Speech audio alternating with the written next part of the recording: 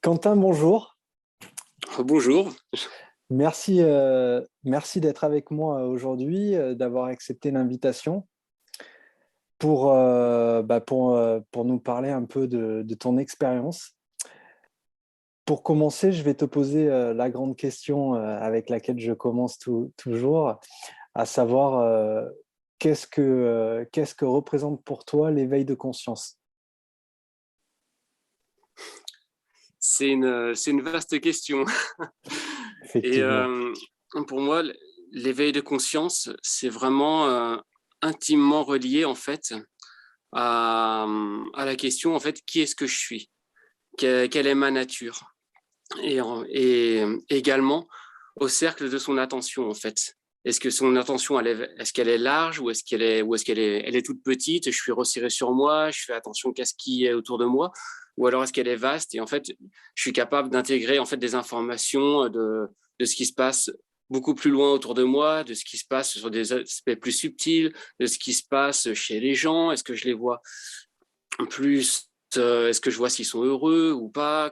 Qu'est-ce qui porte comme énergie? En fait, c'est vraiment relié pour moi à la fois à la réponse de la question qui est-ce que je suis? Est-ce que je suis une personnalité sociale qui est définie par mon travail, par ma situation familiale, ou est-ce que en fait je touche à une dimension de mon être plus profond qui qui en fait échappe en fait aux conventions sociales. On pourrait dire ma nature la plus profonde, et toucher cette nature plus profonde me permet en fait d'ouvrir mon champ de conscience et permet d'intégrer beaucoup plus de choses.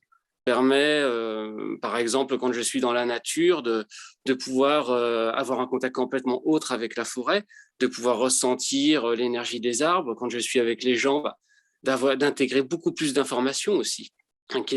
Comment se porte la personne, qu'est-ce qu'elle porte, qu'est-ce qu'elle rayonne, qu'est-ce que je perçois d'elle. En fait, c'est vraiment ouvrir son champ de conscience. Et pour moi, c'est fondamental de sortir en fait de ce qu'on pourrait appeler en fait la fixation égocentrique, la fixation sur le soi, le mon, moi, mien, etc. C'est au lieu d'avoir une attention qui soit un peu comme une petite bassine d'eau dans laquelle il y a trois poissons, moi, ma famille et quelques amis, c'est jeter tout ça dans l'océan et en fait D'accord. embrasser un champ de conscience le plus large et le plus vaste possible. Pour moi, c'est D'accord. vraiment relié à ça. Et toutes les traditions nous amènent en fait à développer sous des langages différents et avec des perspectives différentes, en fait, l'amour avec un grand A. Donc en fait, l'unité, percevoir en fait l'unité qui relie toute chose. Et quand on perçoit en fait ces dimensions profondes de la conscience, c'est une forme d'éveil en fait, parce que c'est un Ouais. feu. Et ce feu, il nous transforme, il nous fond. Et en ce sens-là, on peut plus être pareil. D'accord. Voilà. Et donc là, toi, tu me parles de ce que tu ressens profondément aujourd'hui, avec ta façon de voir la conscience et l'éveil de conscience. Euh, Comment ça s'est manifesté pour toi dans ta vie? À quel âge ça t'as pris conscience que on parlait d'un éveil pour toi, qu'il y avait des choses plus importantes que toi, peut-être? Enfin, tout ce que tu nous expliquais, je suppose que tu es passé par un long travail avant d'en arriver à cette réflexion et cette manière de voir les choses. Comment ça a Hum. commencé pour toi? Pour moi, il y a eu deux choses. En fait, déjà, quand j'étais assez jeune, j'avais déjà une orientation, on va dire, un petit peu mystique. Voilà, parce que j'avais naturellement envie de prier. J'avais envie. Je sentais qu'il y avait quelque chose d'un au-delà en fait à atteindre, mais c'était pas forcément quelque chose que j'aurais su mettre en mots et dans une réflexion posée. C'est plus un mouvement intérieur D'accord. qui m'amenait là-dedans. Et en même temps aussi, il y a eu je pense que je suis venu avec certains bagages, pas toujours facile, Oui. aussi plus intérieurement, hein, parce que dans ma vie de tous les jours, moi j'ai une famille tranquille, très bien. Je ne peux pas dire que voilà ma vie elle est tranquille. Par contre, dans les plans, on va dire intérieurs de ce que je traversais intérieurement, j'ai ramené des bagages un petit peu lourds, un petit peu difficiles. Et un petit peu difficile. Moi, déjà très jeune, je faisais des cauchemars absolument terrifiants, mais c'était pas vraiment pas des cauchemars naturels. J'ai vraiment senti des choses assez difficiles. Et puis voilà, j'ai eu aussi, même dans l'adolescence, de lutter contre des pulsions, des choses un peu d'autodestruction. Et quand on a aussi une douleur intérieure, bah, c'est un super coach. C'est un coach incroyable, la douleur, parce qu'elle te fait avancer, que tu le veuilles ou que tu le veuilles pas. Voilà. Et du coup, tu priais à quel moment?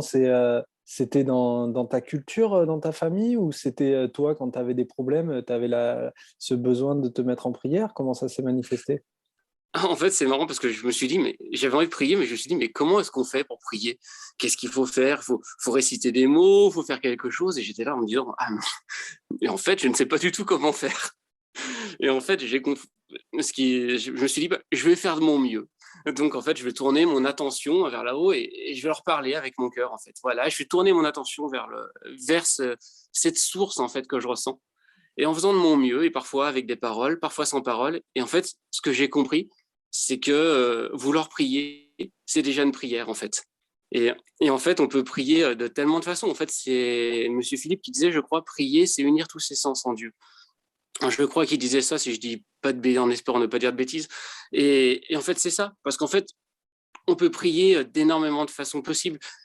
Moi, c'était ce que je faisais. En fait, je demandais vraiment au ciel de venir aussi, de venir me guider, de venir me montrer un peu le chemin, de venir m'habiter, en fait.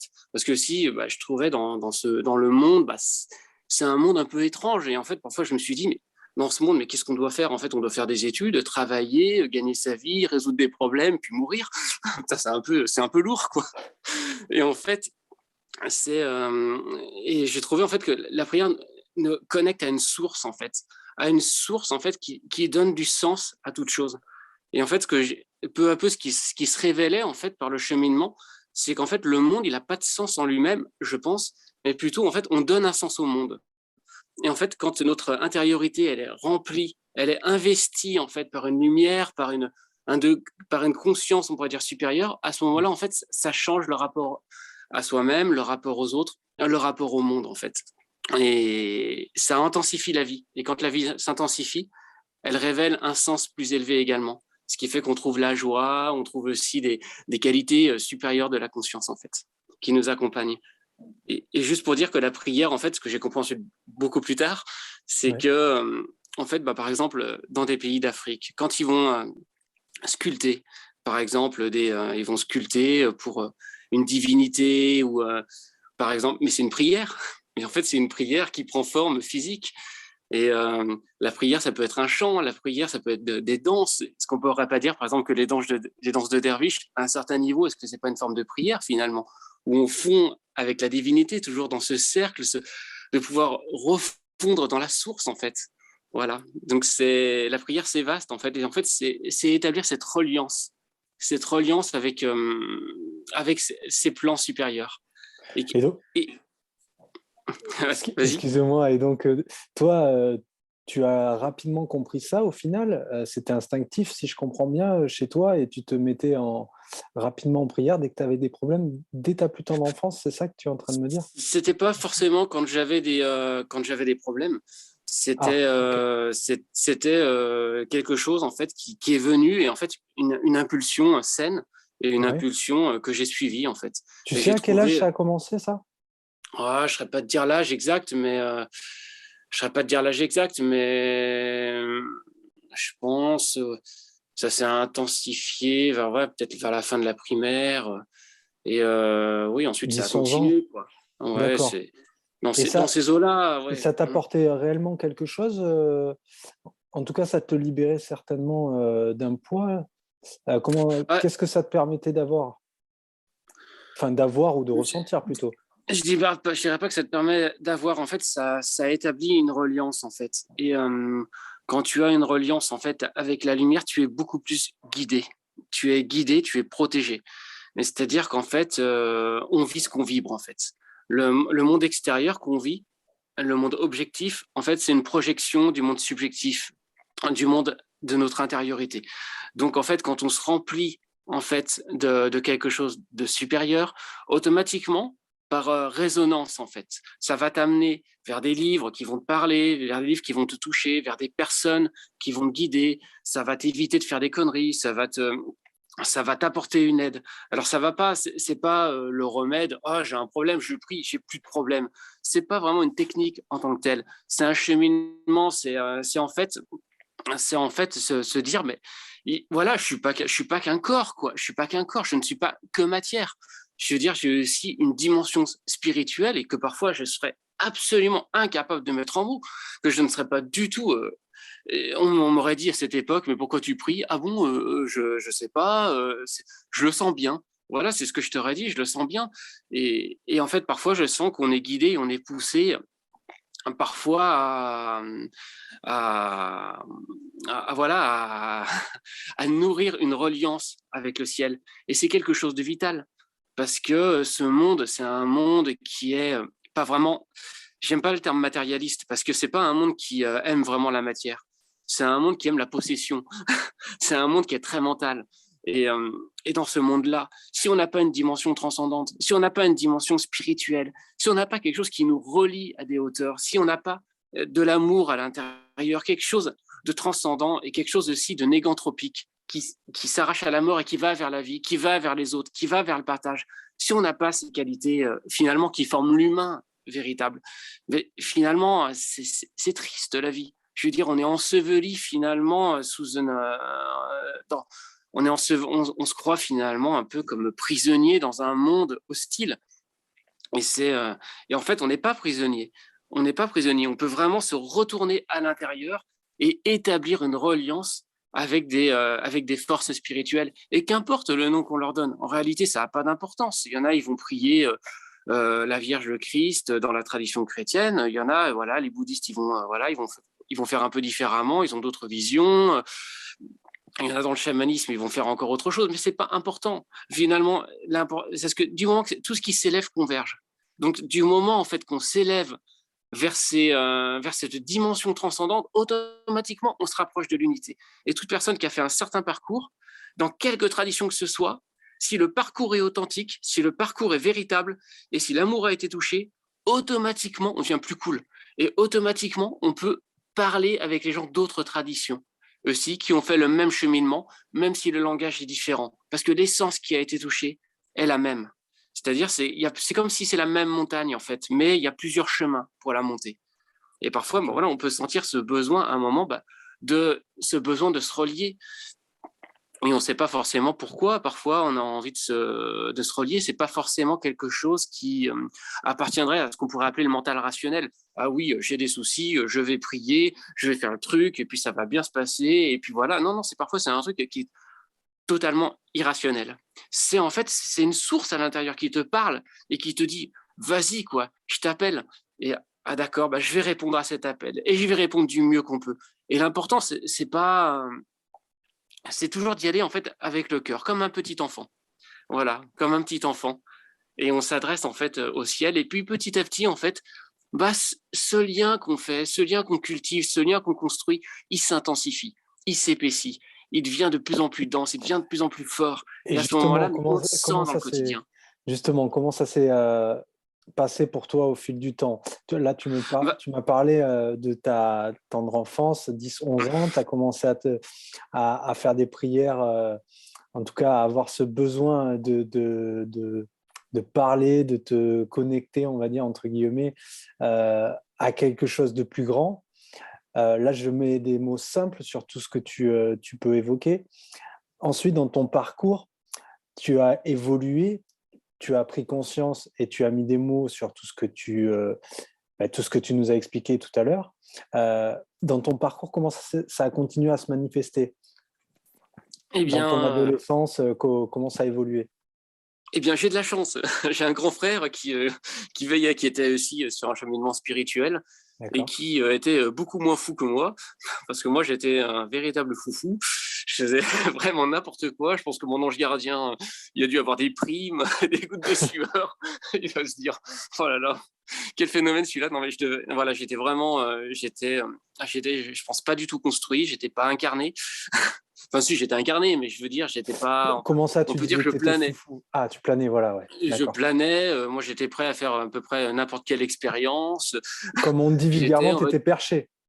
on veut dire, pas perché, mais je veux dire que le discernement n'était pas totalement au point et D'accord. j'étais pas très construit aussi et j'étais fragile. Voilà, donc il y avait ces côtés-là. Donc dans ces moments-là, on est quand même vulnérable à ce qu'on peut trouver. Et puis dans les mondes invisibles, il n'y a pas, je parle au niveau de l'invisible, hein. Oui, Dans le monde invisible, il n'y a pas que des belles choses. oui, Dans le monde aussi. Mais il n'y a pas que des belles choses. Il y a des choses évidemment. sympas, il y a des choses moins sympas. Et c'est important de trouver de la guidance. Moi aussi, j'ai une chance, c'est que si on m'a fait connaître, par exemple, les enseignements d'Omram Mikhail Ivanov, D'accord. ouais, qui est un maître bulgare, en fait, qui est venu en France. Je ne sais pas si tu connais. Ça me dit rien, non. Ouais, c'est un maître bulgare, en fait, qui est venu en France à la demande de son maître, Peter de Neuf. Et D'accord. c'est une personne qui était, parce qu'il est décédé, mais quelqu'un de profondément lumineux, porteur vraiment d'un enseignement spirituel authentique, en fait, qui a été transmis de maître à disciple. Et en fait, il a transmis ce qu'on pourrait appeler une forme de, ouais, un enseignement christique, on pourrait dire, un enseignement mais qui est très important parce qu'il touche tous les domaines du quotidien, Mhm. l'alimentation, la sexualité, le rapport aux éléments, le rapport aux autres, le travail, enfin tout. Il parle en fait de toutes choses, mais en fait en le plaçant vraiment dans le contexte d'une conscience vraiment élevée. Donc c'est vraiment un enseignement spirituel qui n'arrache pas à la vie. Et ça, c'est quelque D'accord. chose de très important parce qu'il y a beaucoup d'enseignements spirituels qui arrachent à la vie. C'est-à-dire, si tu veux nous suivre, si tu veux, tu auras peut-être des expériences super, ça va être génial, mais par contre, tu dis au revoir à tout. Tu ne bosseras pas, tu n'auras pas de famille, tu auras, voilà, c'est comme ça, tu deviendras moine, nonne, etc. Bon. Ouais.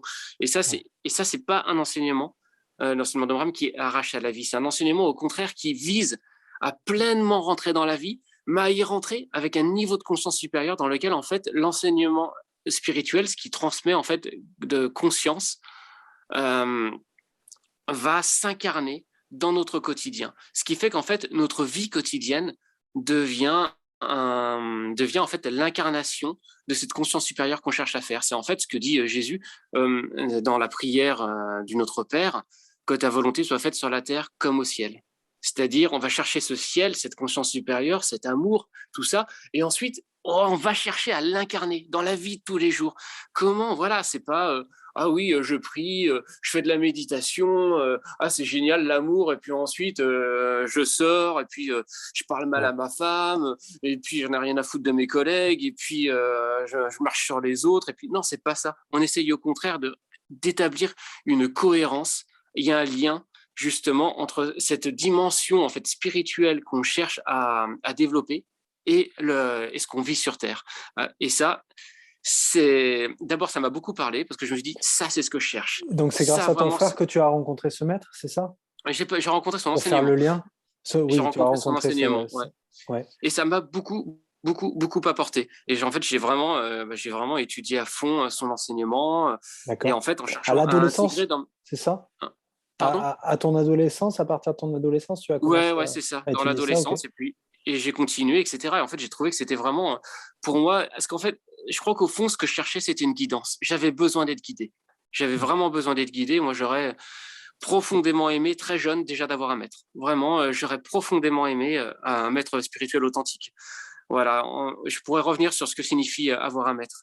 C'est un petit peu plus tard. Mais là, voilà, j'ai besoin d'être guidé parce qu'en fait, bah voilà, tu veux apprendre le piano, bah, tu as besoin d'un prof. Tu peux apprendre avec des livres, mais si tu veux vraiment avoir un bon niveau, tu as besoin d'un prof. Ouais. Tu veux avoir une ceinture noire de karaté, tu vas t'entraîner avec un maître de karaté. Tu veux aller faire de l'escalade, tu vas aller avec un guide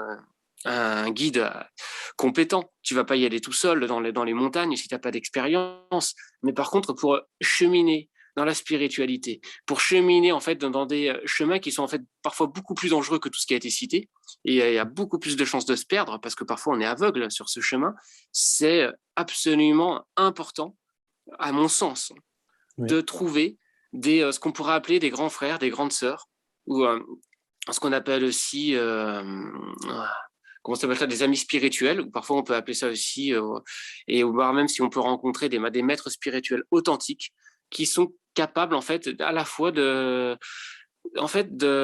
faire mûrir le potentiel spirituel qu'il y a dans l'être et en même temps de nous guider, ce qui est quelque chose d'extrêmement important.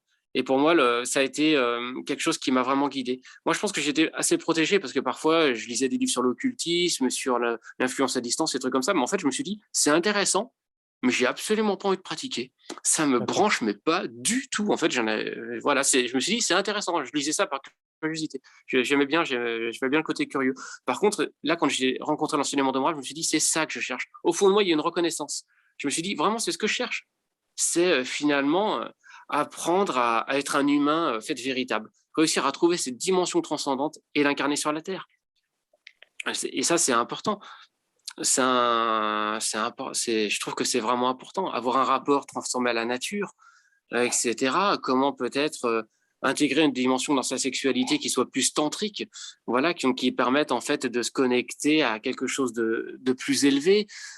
Comment voilà, dans ses rapports avec les autres, mettre plus de conscience, intégrer des valeurs de pardon, voilà. Et ça, c'est sûr que quand on rencontre ce genre de choses, bah, c'est sûr que l'éveil de conscience, il se fait mieux. Par contre, c'est pas facile. C'est pas facile.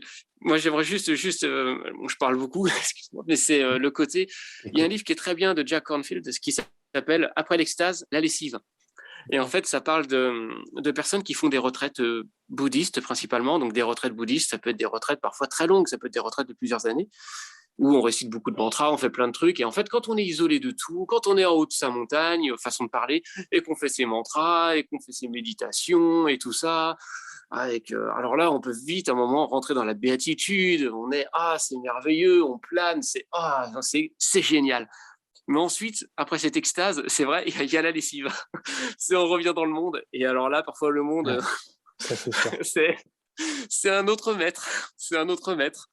Voilà. Et ça, il faut intégrer. Et ça, c'est difficile.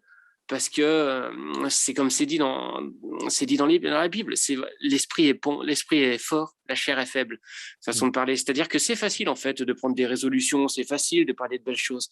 Par contre, d'intégrer dans le quotidien, intégrer dans la matière, intégrer dans la vie de tous les jours cette conscience-là, apprendre petit à petit à faire descendre ce ciel en fait sur la terre, ça, c'est une vraie paire de manches, c'est une autre paire de manches. Et je peux te dire qu'il y en a eu des gamelles. Moi, j'en suis pris des gamelles plein de fois. Mais c'est pas important. L'important, c'est de se relever à chaque fois. L'important, c'est de se relever et d'être courageux. C'est des expériences qui te font grandir, de toute façon. Absolument, ça te fait grandir. Et en fait, l'important, en fait, c'est pas d'être parfait. De toute façon, si on était parfait, on serait pas sur Terre. Ce serait pas possible. On serait sur une autre planète. Non, mais c'est de la bonne volonté, en fait. C'est de la bonne volonté et se dire, allez, je vais faire de mon mieux. Je me suis encore vautré. Bon, bah, écoute, allez, on se relève et allez, on va essayer de faire mieux la prochaine fois. On fait un petit centimètre de mieux. Puis encore un autre centimètre. Et puis une autre fois, on fera 1 centimètre. Et l'important, c'est la patience et la persévérance. Pour moi, c'est vraiment important. Et garder ça à l'intérieur de soi et se dire, allez, je vais essayer d'intégrer de plus en plus, de plus en plus, de plus en plus. Ouais, mais c'est dur. Ouais, mais allez, on y va. Et en fait, on s'aperçoit qu'à un moment, la lumière s'ancre dans la vie. La lumière s'ancre dans le corps. La lumière s'ancre et quand on suit un chemin de lumière, la vie, elle s'améliore, la vie, elle s'embellit, mais aussi, il y a un champ de conscience et un champ de possibles qui s'ouvre à nous qui est totalement extraordinaire. Parce que vraiment, la Terre, c'est quelque chose de vraiment phénoménal, c'est vraiment quelque chose de fabuleux. La nature, elle est vraiment d'une richesse. Et la nature sauvage, la nature humaine et la nature divine, les 3 natures. Mais c'est, je veux dire, mais tellement extraordinaire. Il y a tellement à découvrir. Je veux dire, la recherche, c'est si tu veux être bon, si tu veux être le directeur à ton travail, il y a qu'une seule place, donc il y a de la concurrence, il y a des coups qui se perdent. C'est pas toujours facile et il y a beaucoup de demandes. Mais par contre, pour atteindre des sommets de la vie spirituelle, on peut tous y arriver. Voilà, c'est pas, il y en a un qui y arrive aux dépens des autres, jamais de la vie. Au contraire, l'élévation d'un conduit à l'élévation de l'autre.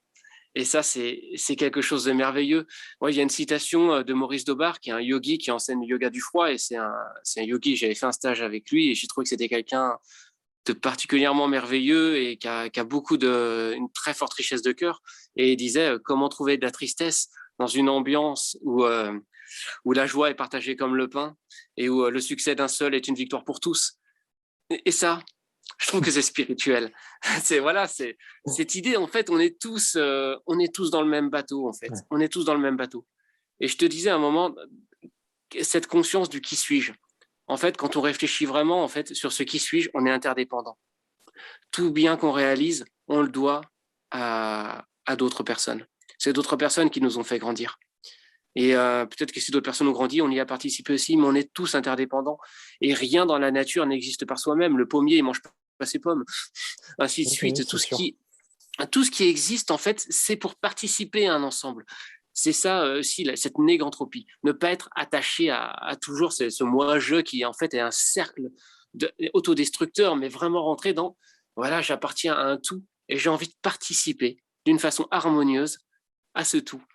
Et ça, c'est quelque chose d'absolument fantastique quand on rentre dans cette conscience-là. Et on trouve la joie, véritablement on trouve la joie parce qu'en fait, on étanche sa soif quand on donne de l'eau aux autres. Et on trouve une nourriture spirituelle quand on donne de la nourriture aux autres. Et on trouve de la lumière quand on la partage avec les autres aussi. Donc c'est vraiment comme ça. L'autre est un miroir et ce qu'on donne à l'autre, en fait, nous enrichit profondément. C'est ça, c'est quelque chose de très important. Parfois, dans le bouddhisme, ils disent ah, tout le monde veut le bonheur et veut éviter la souffrance. Je crois qu'on est d'accord. Mais par contre, les gens ne savent pas toujours comment s'y prendre et parfois ils font l'inverse. Et en fait, c'est quoi cet inverse? C'est de s'attacher à soi. C'est de s'attacher à soi aux dépens des autres. C'est le moi d'abord qu'on trouve. Et ça, c'est la meilleure façon que la souffrance s'agrippe à soi et vous morde et vous lâche pas. Mais quand vous commencez à vous intéresser aux autres, là, l'emprise de cette souffrance commence à lâcher. Et ça, c'est quelque chose de C'est vrai. merveilleux, en fait, de rentrer dans cette négantropie, dans cette dimension de partage. Et ça, c'est fantastique. Parce Ouais, qu'on est un dans l'humanité qui nous relie. On est différent dans nos expériences de vie et dans ce qu'on fait, mais on est un dans l'humanité qui nous relie. Et ça, c'est vraiment important. C'est vraiment important, je pense, de partager cette vision-là. c'est sûr, faut en avoir conscience. C'est ce qui est le plus dur, je crois, dans tout ce que tu dis. Après, tu as dit beaucoup de choses. J'ai bien compris que toi, tu avais un parcours riche de spiritualité, de connaissances, de soif de comprendre, d'apprendre, de t'élever et surtout de ne pas perdre pied dans tout ça. Tu en as parlé aussi, et c'est important, je le répète, parce que c'est très important dans tout ce qui est spiritualité. On peut rapidement se perdre, et avec tous les gens avec qui j'en parle, c'est vraiment le problème, de rester la tête sur les pieds sur terre et la tête sur les épaules pour, Mhm. bah oui, il y a besoin d'être spirituel pour être épanoui. A priori, il y a besoin, après, c'est propre à chacun, mais tous ceux qui ont, j'ai la sensation, des vies épanouissantes, c'est ceux qui ont un gros côté spirituel développé. Ça semble a priori une condition prérequis en tout cas pour être plus heureux. Et le plus dur dans tout ça, ce soir, tu en parles pas mal, et j'ai l'impression, c'est malgré tout ce discernement et de savoir mettre chaque, chaque chose à sa place et ne pas perdre les pédales. Donc, Mhm. par rapport à ton parcours, je reviens quand même dessus un petit peu parce que c'est aussi intéressant. Donc, toi, tu as cheminé dès l'âge de 10 11 ans et puis tu as suivi sur ton adolescence où tu as eu bah, des sortes de guides, maîtres, et puis dans ta vie d'adulte, tout ça en alliant l'école, en alliant bah, ta carrière, je suppose. Tu ajustes tout ça au fur et à mesure du temps. Ça s'est passé naturellement. Euh, Qu'est-ce que tu peux m'en dire de plus après ton adolescence, en tout cas? Moi, j'avais vraiment une problématique. Et Mhm. je pense que c'est une problématique que beaucoup de personnes qui, un peu dans la spiritualité, ont. Je peux me tromper, mais je crois que c'est quelque chose que j'ai quand même souvent reconnu. C'est un peu une difficulté à accepter l'incarnation. Et moi, c'était D'accord. mon cas. C'était même une très grande difficulté à accepter l'incarnation. Je trouvais que c'était pas très facile. Et pourtant, c'est un passage absolument fondamental. Parce qu'en fait, pour s'élever, il faut vraiment développer ses racines. Il faut vraiment développer ses racines, c'est très, très, très important. Et ça implique vraiment, en fait, déjà d'accepter l'incarnation. Moi, ça s'est fait, ça a pris beaucoup de temps pour moi. Pour accepter Mhm. l'incarnation, ça a été très difficile. Il y a eu beaucoup de larmes, de difficultés, mais c'était cette persévérance, en fait, de, de toujours se dire, mais je dois vraiment accepter l'incarnation, y prendre du goût. Et en fait, c'est quelque chose à travailler. C'est quelque chose d'extrêmement important. C'est pas toujours facile. Mais cette dimension, en fait, d'être sur Terre, de travailler son corps, de travailler ses racines, d'apprendre aussi c'est important de s'intégrer dans la société aussi. C'est dans la mesure du possible aussi. Parce que le travail aussi, voilà, il n'y a pas le monde et le monde matériel et le monde spirituel. Le travail aussi, il nous aide aussi. Moi, Bien par exemple, sûr. quand j'ai commencé à travailler en tant qu'informaticien, bon, je peux pas dire que c'était vraiment un truc qui me plaisait. C'était pas là. Bon, il y avait d'autres choses qui me plaisaient plus, mais je me suis dit c'est intéressant aussi parce que c'est un miroir aussi. C'est un miroir, ça me renvoie beaucoup de choses. Ça, ça me développe des qualités de discipline, de persévérance, d'apprendre à vérifier que ma tête fonctionne bien, que je fais pas trop de conneries, que voilà, et qu'en fait c'est et vérifier en fait dans la vie de tous les jours si ce que j'apprends et ce que je développe, je peux réussir à l'incarner, je peux réussir à le vivre. Et je pense que c'est vraiment une dimension très très très importante que quand on veut s'élever, il faut vraiment avoir des racines profondes. C'est quelque chose d'absolument fondamental, on ne répétera jamais assez. Un arbre qui veut s'élever très haut, mais qui a des racines qui n'est pas très développées, on a certains platanes qui sont comme ça parfois, quand le vent est fort, c'est balayé. C'est balayé. Quand les catastrophes arrivent, c'est balayé. C'est vraiment très important de développer vraiment un contact, une spiritualité. Je pense que c'est aussi quelque chose qui touche l'Occident, d'avoir une spiritualité qui intègre le corps et qui intègre toute la vie quotidienne. Et la spiritualité doit vraiment s'enraciner dans le corps et dans la vie quotidienne. Il ne faut pas avoir une dualité en se disant, ouais, le monde, je m'en fous, et puis moi, je suis voilà, dans mon truc, voilà, spirituel, machin. Non, non, maintenant, c'est vraiment, je pense qu'il faut fondre les deux. Associer, en fait, voilà, il faut la conscience, en fait, qu'on cherche à toucher doit vraiment ensuite s'incarner dans notre vie de tous les jours. Et ça, c'est Complètement. très, très, très important. Et ça, c'était Ouais. un long parcours pour moi, très, très long parcours. Ensuite, j'ai rencontré des maîtres que je suis toujours. J'ai aussi rencontré Serge Boutboul, hein, que tu connais, qui Ouais. m'a apporté et qui m'apporte une aide absolument fondamentale, etc. Et voilà, bon. Et c'est pour moi, on en rejoint aussi toujours que c'est important, très important d'être guidé. D'être guidé, ça aide énormément. Par exemple, si on va en Inde, c'est la dimension d'avoir un maître spirituel, c'est une évidence. Si tu veux avancer sur le chemin spirituel, c'est une évidence. Le Tibet, bon, maintenant, le Tibet, c'est le Tibet en exil, mais dans la tradition tibétaine, dans les traditions himalayennes, c'est une évidence qu'il faut avoir un maître. C'est une évidence qu'en fait, il faut être guidé, que les choses ne se font pas tout seules. Elles peuvent se faire tout seules. Mais souvent, quand même, c'est important d'être aidé. Et puis parfois, les gens qui sont tout seuls, quand on regarde bien, parfois, ils sont aidés dans l'invisible par des personnes. C'est comme dans les traditions chamaniques.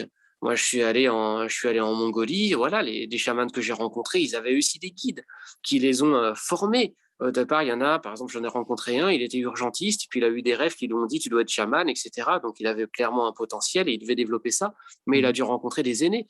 Et il a dit, pour dire, voilà, il y a des signes qui montrent que je dois avancer sur le chemin du chamanisme, est-ce que vous pouvez m'aider? Et puis ensuite, ils l'ont aidé à avoir les protections qu'il faut pour rentrer en transe sans trop de problèmes, pour que tout se passe bien. Et voilà, et ça, c'est important. En Amazonie, c'est pareil.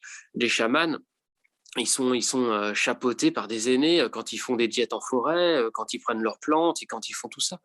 Et ça, c'est une dimension qui est très importante. Parfois, il y a des gens qui disent, oui, moi, je veux avancer tout seul. Mais il y a quelque chose d'important. Au moins, si on ne veut pas forcément suivre un maître spirituel, au moins, il y a des livres intéressants, il y a des livres qui ont été écrits par des êtres qui ont un certain degré de réalisation, c'est important de les lire. Et c'est important intérieurement de se mettre dans une attitude de se dire, j'ai besoin d'être guidé. On a aussi des guides spirituels qui nous accompagnent, tous. Et c'est important de se mettre un moment, se dire, j'ai des guides, voilà, j'ai besoin de guidance, cette attitude aussi, j'ai besoin de guidance, j'ai besoin d'être guidé, j'ai besoin d'être conduit, j'ai besoin d'être accompagné. Et ça, c'est quelque chose d'hyper important, cette attitude, parce qu'elle permet d'éviter beaucoup d'écueils. Et c'est très important pour moi vraiment de suivre des aînés sur le chemin, parce que on se fabrique pas tout seul. Et ça, c'est très important, très très important. Voilà, bon, par exemple, Serge Boudboul m'a énormément apporté, m'apporte énormément. C'est vraiment, il m'a ouvert le chemin du ciel. Il m'a ouvert le chemin du ciel, vraiment. Et pour moi, j'ai une gratitude infinie pour ça. Et le potentiel spirituel qu'il y avait dedans, bah, il l'a vraiment déployé, quoi, et révélé. Et je sais qu'il y a des choses que je n'aurais jamais atteint si je l'avais pas rencontré. Et moi, je le conseille vraiment à tout le monde parce que c'est une valeur sûre. Mais aussi, j'ai rencontré d'autres maîtres. Par exemple, je suis un maître qui s'appelle Giovangelli, qui est un maître hollandais, une maître hollandaise, mais qui là, c'est un enseignement qui est plus d'une nature de l'éveil de la conscience. Donc, on pourrait dire, ouais, plus, on pourrait dire bouddhique, on pourrait dire, mais ça m'a énormément apporté. Et dans cet enseignement, mais mon nombre est sorti, mais un nombre de fois, c'était une catastrophe. Oh, mais vraiment, mes rigidités, l'ignorance, alors là, mais tout est sorti. Et puis petit à petit, en fait, dans la présence d'êtres qui sont réalisés, bah, il y a une alchimie qui se produit. Et ensuite, voilà. Et j'ai rencontré aussi d'autres maîtres, voilà, qui sont plus, qui n'ont pas forcément envie voilà, d'être indiqués dans le public. Donc, voilà, je ne vais pas les indiquer ici. Mais voilà, mais pour moi, c'est très important cette dimension de se mettre sous la protection d'aînés. Et si on ne peut pas le faire physiquement, au moins intérieurement, faire une prière, dire, écoutez, là-haut, je sais que voilà, je suis comme un enfant et j'ai besoin d'être guidé, j'ai besoin d'être chapeauté. Et vous tous réalisez qui êtes sur Terre et qui êtes peut-être dans les plans invisibles, je vous demande de me prendre sous vos ailes, de me prendre sous votre protection et de me donner un peu de votre lumière. Et voilà, et je vous assure, ça peut vraiment faire beaucoup de faire ça. Faut pas être dans ce côté où on avance tout seul, parce que c'est un côté qui peut être dangereux. Il peut y avoir des confrontations aussi dans l'invisible qui peuvent être un petit peu délicates. Voilà. Super, merci pour tout ça. Écoute Quentin, c'était très intéressant. Je vais te poser, même si tu y as déjà répondu à mon sens, je vais te poser une dernière question. C'est aujourd'hui, toi, qu'est-ce que tu aimerais dire comme pour aider les gens qui passent par un éveil ou en tout cas pour les aider, pour les guider, tu as parlé de guide, donc je pense que ça c'est l'élément essentiel. Mais est-ce que tu aurais une dernière chose à dire, je pense aux gens en fait qui ont des difficultés à s'éveiller et en même temps, comme tu disais, garder la tête sur les épaules, moi j'aime bien le dire, pour avancer dans ce monde matériel et en même temps être spirituel.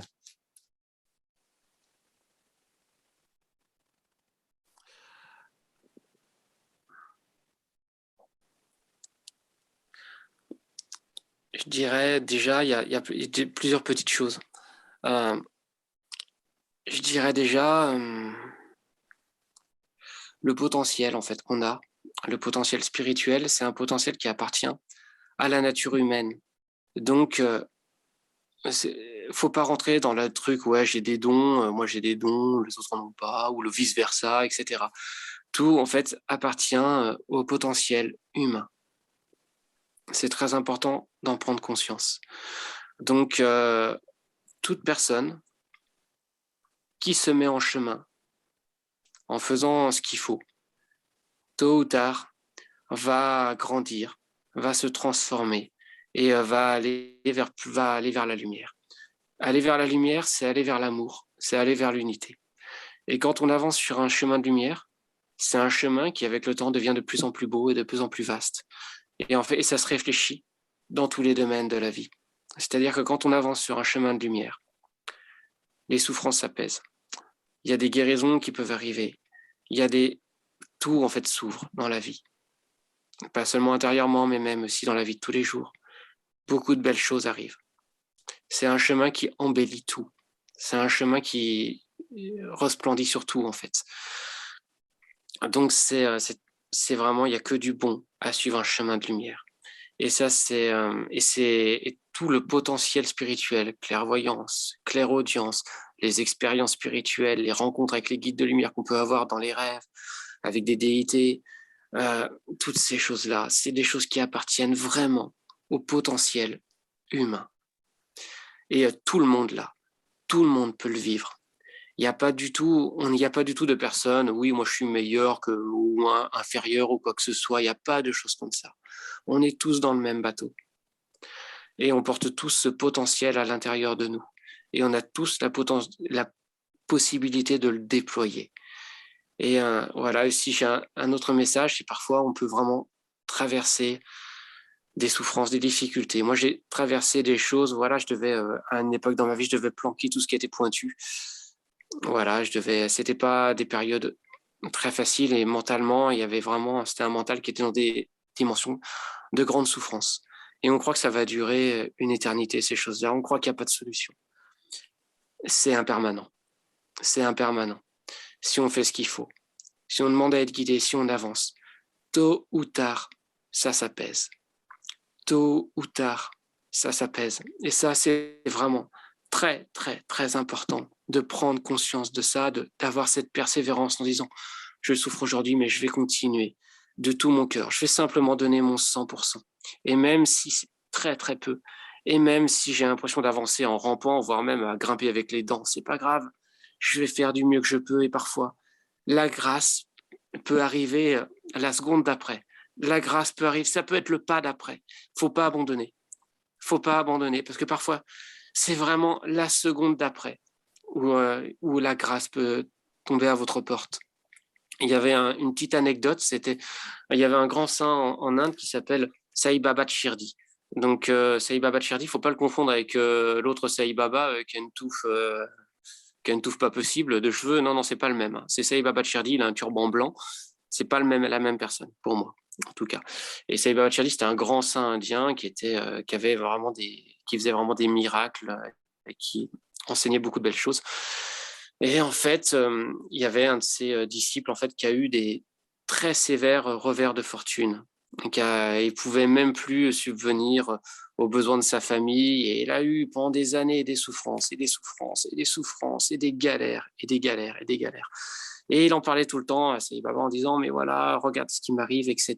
Et à un moment, il a pris une décision, il a dit qu'il allait se suicider. Grosse connerie. Et en fait, il s'est dit, je vais aller me jeter dans un puits. Mais là, il y a la grâce, en fait, qui est arrivée. Et il y a quelqu'un qui vient le voir et qui lui dit, ah, en fait, je lisais un livre, etc. Tiens, regarde, lis-le. Et en fait, il lit un passage, mais qui est arrivé comme ça. Vraiment, c'est le hasard, en fait, qui arrive et qui parlait d'un disciple qui était exactement dans la même condition que lui, qui était un disciple d'un grand saint qui s'appelait Akalkot, et qui vraiment était exactement dans la même condition que lui, et qui pensait également à mettre un terme à ses jours. Et en fait, le saint Akalkot lui a expliqué en fait les notions du karma. Terminer sa vie ne termine pas le karma. Et il y aura besoin d'autres naissances pour le vivre encore, le karma, qui sera peut-être même encore plus lourd. Et que ça n'allait amener que de la souffrance. Bref, ce qu'il a lu, je ne sais pas si je le redis bien, mais ce qu'il a lu a vraiment amené un changement dans son état d'esprit. Et il s'est dit, mais j'allais amener une telle souffrance sur ma femme, une telle souffrance sur mes enfants, une telle souffrance sur tous ceux qui pensent à moi et qui m'aiment.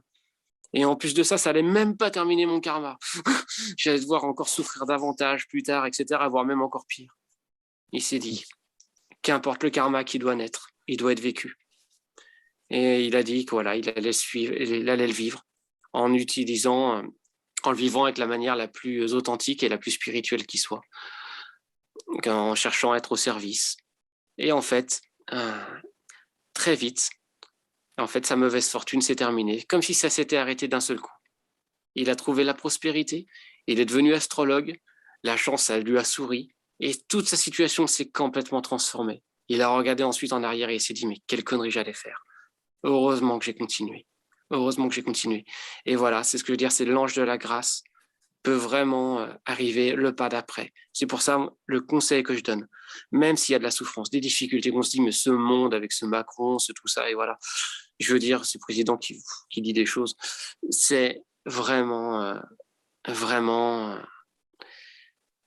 de persévérer et de se tourner vers l'intérieur et de demander à être guidé et de faire le cheminement. Et en fait, tôt ou tard, les choses s'apaisent, les choses s'allègent et que quel que soit le karma qui se présente, on peut vraiment le transformer en bénédiction.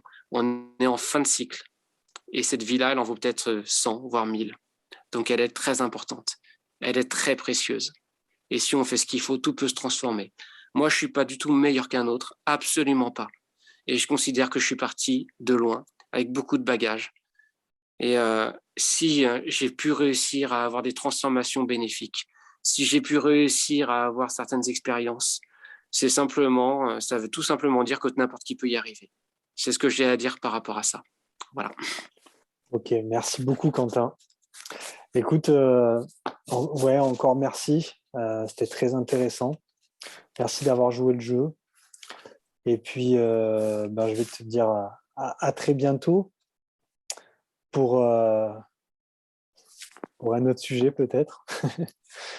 Écoute, il n'y a pas de souci. En tout cas, merci beaucoup pour ta confiance et pour ta proposition. Ça me permet de Avec grand partager ce que j'ai plaisir. sur le cœur et c'est toujours agréable de partager.